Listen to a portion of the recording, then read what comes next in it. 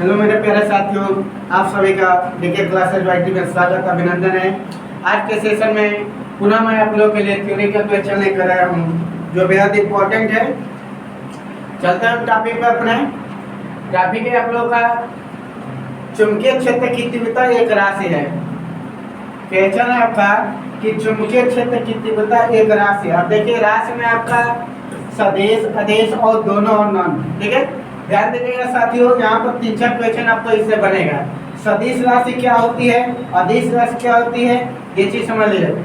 सदिश का मतलब होता है साथियों कि जिसमें केवल परिमाण और दिशा दोनों होता है वो सदिश राशि कहलाती है, ठीक है। अदिश का मतलब होता है जिसमें परिमाण होता है और दिशा नहीं होता है, वो अदिश राशि कहलाती है, ठीक है। अब उससे क्वेश्चन अगर आपको जाएगा तो साथियों एक चीज ध्यान दीजिएगा आप लोग यहाँ पर कि अगर अदिश की हम बात कर लेते हैं तो अदिश में केवल परिमाण होता है, दिशा नहीं होता है। अगर उससे पूछेगा तो ये लंबाई, द्रव्यमान, समय, ताप, विद्युत धारा, ज्योति तीव्रता, ये सब आपकी क्या है, अदिश राशि है, ठीक है। सदिश में क्या होता है आपका कि परिमाण और दिशा दोनों होता है साथियों। सदिश में क्या होता है, परिमाण और दिशा दोनों होता है। जैसे ही आपका हो जाएगा इसका एग्जाम्पल वेग, संवेग, अवेग, त्वरण, बल, ये सब क्या है आपका सदिश राशि है। अब वहां से अगर क्वेश्चन उठाएगा तो सदिश अदिश से आपका दे देगा, कहेगा कि बताइए इसमें से कौन सदिश राशि है कौन अदिश राशि है, ठीक है। तो अदिश में आपका क्लियर होगा कि केवल परिमाण होता है, दिशा नहीं होता है। लंबाई, द्रव्यमान, समय, ताप, विद्युत धारा, ज्योति तीव्रता, पदार्थ की मात्रा, ये सब अदिश राशि है। सदिश में परिमाण और दिशा दोनों होता है। जैसे वेग, संवेग, अवेग, बल, त्वरण, ये सब क्या है, सदिश राशि है। तो यहाँ से 2-3 क्वेश्चन क्या रहेगा। अब क्वेश्चन में आपका पूछा है कि चुंबकीय क्षेत्र की तीव्रता एक राशि है, तो इसमें जो आपका आंसर होगा क्या है, राशि है, सदिश राशि है। कौन सी राशि आपकी है, सदिश राशि है। और सदिश की राशि के बारे में हम लोग पढ़ लिए कि सदिश राशि में केवल परिमाण और दिशा होती है। सदिश राशि होती है, सदिश राशि में परिमाण और दिशा दोनों होते हैं, ठीक है ना। एग्जाम्पल के लिए वेग, संवेग, अवेग, बल, त्वरण, ये सब हो जाएगा। अदिश के बारे में बता दिए कि केवल परिमाण होता है, दिशा नहीं होता है। अगर उसके एग्जाम्पल की बात करेंगे तो लंबाई, द्रव्यमान, समय, ताप, विद्युत धारा, ज्योति तीव्रता, पदार्थ की मात्रा, ये सब क्या है, अदिश राशि। क्लियर। तो मैं आशा करता हूँ कि ये चीज आप लोग क्लियर हो गया होगा। मैं अब चलता हूँ सेकेंड क्वेश्चन पर। सेकेंड है वायु तथा निर्वात की चुंबकशीलता का मान होता है। साथियों ध्यान दीजिएगा, चुंबकशीलता का मतलब क्या होता है।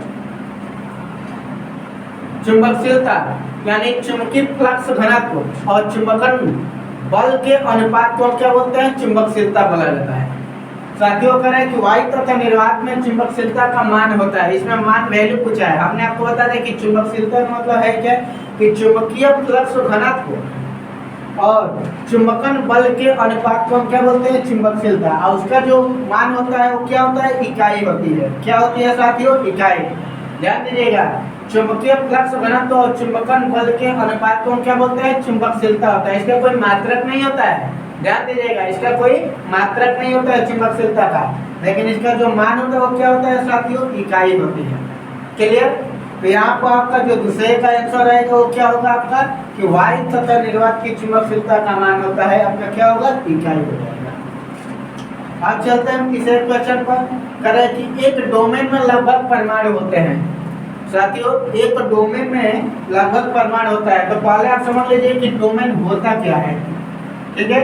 डोमेन का मतलब क्या होता है साथियों, ध्यान दीजिएगा। डोमेन का मतलब होता है कि चुंबकीय पदार्थ में असंख्य परमाणुओं के समूह को, चुंबकीय पदार्थ के असंख्य परमाणुओं के समूह को हम क्या बोलते हैं, डोमेन बोला जाता है।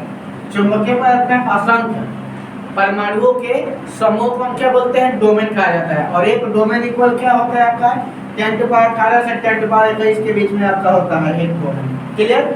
चुंबकीय क्षेत्र में यानी चुंबकीय फ्लक्स जो होता है आपका, चुंबकीय के असंख्य परमाणुओं के समूह को हम क्या बोलते हैं, डोमेन बोला जाता है।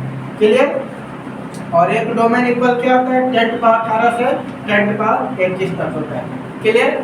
अब चलते हैं चौथे क्वेश्चन में। निम्न में से कौन सा लौह चुंबकीय पदार्थ है। साथियों ध्यान दीजिएगा, जो चुंबकीय पदार्थ होता है वो 3 टाइप के होते हैं। कितने टाइप के, 3 टाइप के। प्रति चुंबकीय पदार्थ, ठीक है, अनुचुंबकीय पदार्थ और लौह चुंबकीय पदार्थ। ध्यान दीजिएगा साथियों, चुंबकीय पदार्थ 3 टाइप के होते हैं। प्रतिचुंबकीय, अनिचुंबकीय और लौह चुंबकीय। प्रतिचुंबकीय में आपका क्या क्या होता है? जास्ता होता है, बिस्मथ होता है, नमक होता है, जल होता है। प्रतिचुंबकीय में जास्ता होता है, बिस्मथ होता है, नमक होता है, जल होता है। अनिचुंबकीय में आपका हो जाएगा एल्युमिनियम होता है, प्लेटिनम होता है, ऑक्सीजन होता है, मैग्नीशियम होता है और सोडियम होता है। ठीक है। लौह चुंबकीय पदार्थ में आपका निकेल होता है, लोहा होता है, कोबाल्ट होता है। ध्यान दीजिएगा, केवल एक टॉपिक है, इसमें 3 क्वेश्चन क्लियर हो जाएगा क्वेश्चन आपका कि चुंबकीय पदार्थ कह है कि निम्न से कौन लौह चुंबकीय पदार्थ है। इसमें से आपको चाहता कि कौन इसमें लौह चुंबकीय पदार्थ है। हम आपको बता दिए कि जो चुंबकीय पदार्थ होते हैं वो 3 टाइप के होते हैं, प्रतिचुंबकीय, अनिचुंबकीय और लौह चुंबकीय। प्रतिचुंबकीय में जास्ता होता है, बिस्मथ होता है, नमक होता है, जल होता है। क्लियर। अनिचुंबकीय में आपका होता है एल्युमिनियम होता है, प्लेटिनम होता है, मैग्नीशियम होता है, ऑक्सीजन होता है। क्लियर। लौह चुंबकीय में आपका निकेल, लोहा, कोबाल्ट। क्लियर। ये चीज आपका यहाँ से ध्यान रखिएगा। क्लियर। अब ये क्वेश्चन है कि इनमें से कौन सा लौह चुंबकीय पदार्थ है, तो हम आपको बता ही दिए कि लौह में क्या होता है? निकेल होता है, कोबाल्ट होता है, लोहा होता है। तो यहाँ से आपका जो आंसर होगा वो क्या होगा? निकेल हो जाएगा। क्लियर। आपका जो आंसर होगा क्या होगा? निकेल होगा।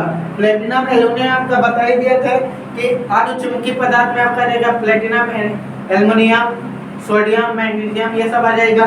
उसके बाद प्रतिचुंबक में आपको बता दें, प्रतिचुंबक में क्या होता है? जास्ता होता है, बिस्मथ होता है, नमक होता है, जल, ये सब क्या है? प्रतिचुंबकीय होता है। तो साथियों यहाँ से एक क्वेश्चन है, 3 क्वेश्चन हम आपको और बता दें एक्स्ट्रा से, तो आप लोग अच्छे से रिवाइज करिए और उसको अच्छे से तैयारी करिए। धन्यवाद।